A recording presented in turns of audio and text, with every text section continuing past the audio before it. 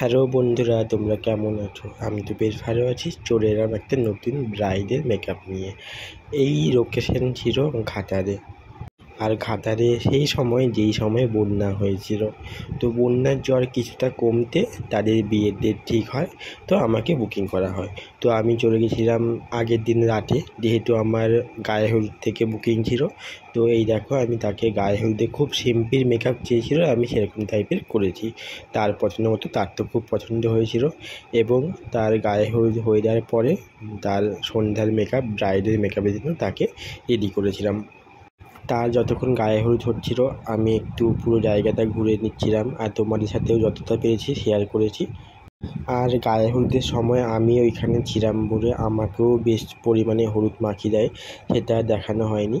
আর এই দেখো, সন্ধ্যার মেকআপের জন্য তাকে আমি রেডি করতে শুরু করে দিয়েছি। তোমরা দেখে অবশ্যই জানিও কেমন হয়েছিল তার মেকআপটা।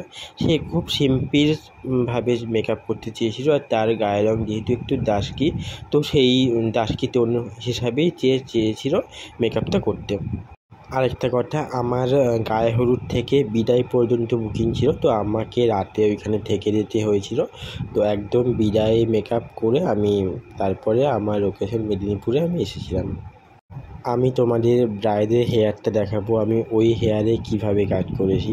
ব্রাইডের সামনের হেয়ারটা দেখো, একদমই ছোট, মানে এক আঙুলের মতো। এটাকে ফুরানো ফাঁপানো যাবে না, এবং ব্রাইড চায়ও নি বেশি ফুরাতে, সিম্পলভাবে।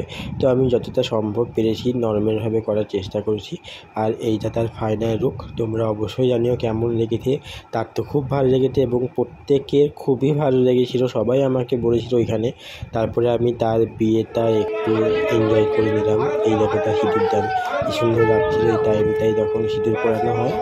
আর এরপরে একদম আমি ভোরবেলায় তার বিদায়ের মেকআপ চলে গেছিলাম। মেকআপ ঠিকই ছিল, খুব একটা কিছু নষ্ট হয়নি, জাস্ট আমি উপর একটু সেট করছিলাম। দেখো, আমি সিঁদুরটাও মুছিনি, কারণ মেকআপটা ঠিকঠাকই ছিল। আর এইটা হচ্ছে তার বিদায়ের লুক। তার বিদায়ের লুক হয়ে যাওয়ার পরে আমি বেরিয়ে গেছিলাম আমার লোকেশনের দিকে।